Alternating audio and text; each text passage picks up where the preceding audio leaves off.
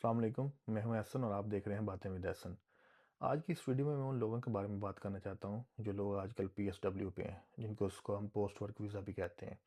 ये वीज़ा तब आपको मिलता है जब आप स्टूडेंट जितने भी लोग आते हैं वो अपनी स्टडी कंप्लीट करते हैं और उसके बाद जो है उनको फुल टाइम राइट्स अलाउ कर दिए जाते हैं कि जाएँ आप अच्छी सी जॉब ढूँढें। जॉब ढूँढने के बाद जो है अगर आपकी जॉब अच्छी होगी तो कल को शायद आपके लिए यहाँ की सिटीज़नशिप के दरवाज़े भी खोल दिए जाएँगे। ये सारी बातें पीएसडब्ल्यू में एक बंदे को अलाउ कर दी जाती हैं। लेकिन मैं आज जिस बारे में बात करना चाहता हूँ वो ये है कि एक चीज़ मैंने कॉमन देखी है कि जब एक बंदा यहाँ पे स्टूडेंट आता है और स्टूडेंट आने के बाद उसकी मजबूरी होती है कि उसको एक लिमिटेड टाइम आवर्स अलाउ होते हैं काम करने के लिए।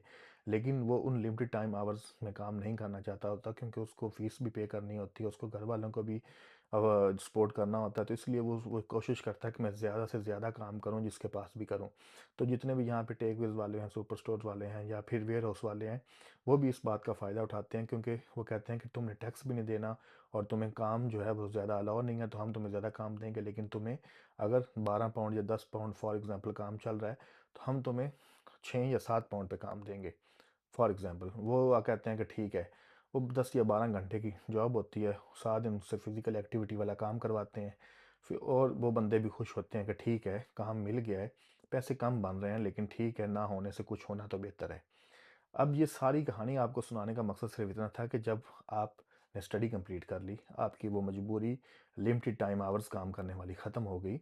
अब आप पीएसडब्ल्यू पे आ गए, फुल टाइमर हो गए, तो अब आपका असूलन तो हक बनता है कि आप उस जॉब को छोड़ो और दुनिया में बाहर निकल के देखो कि फुल टाइमर के लिए कौन-कौन सी अपॉर्च्युनिटीज़ अवेलेबल हैं, कौन-कौन से राइट्स वो एन्जॉय कर सकता है, उन अपॉर्च्युनिटीज़ को अवेल करो, उन राइट्स को एन्जॉय करो और ज़िंदगी ऐसे जियो जैसे कि दूसरे लोग जी रहे हैं।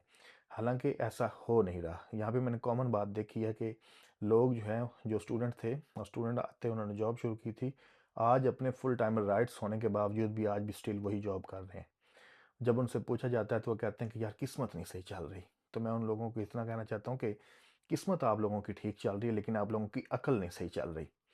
मैं जब उन एक बंदे से पूछा कि तुम ये टेक अवे की जॉब क्यों नहीं छोड़ रहे? तो वो टेक अवे उसका आगे से जो बात थी, उसकी कंज़र्वेटिव सोच थी वो मैं आप लोगों को बताता हूँ। उसने मुझे ये बोला कि मैं टेक अवे इसलिए नहीं छोड़ रहा कि एक तो मेरी परमानेंट जॉब है, चाहे काम मुझसे ज़्यादा लिया जाता है, लेकिन इट्स ओके। मुझे ब 1200 या 1400 मेरा बन जाता है या फिर 1500 फॉर एग्ज़ाम्पल मैक्सिमम बन जाता है। मैं इस पे खुश हूँ। मैं जाता हूँ, वहाँ जाके 3 टाइम खाना खाता हूँ, 2 टाइम खाता हूँ और तीसरे टाइम का साथ भी ले आता हूँ।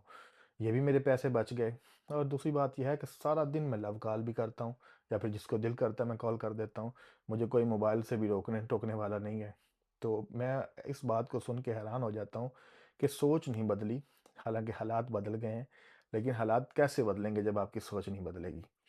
मैं आप लोगों को इतना कहना चाहता हूँ कि अगर आपके पास फुल टाइम राइट्स अलाउ हैं तो बाहर निकलें।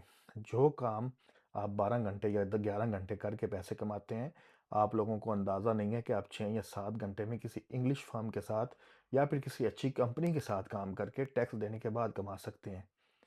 मैं हैरान हूँ कि आज भी लोग उसी कोल्हू के बैल की तरह एक ही डगर में भाग रहे हैं।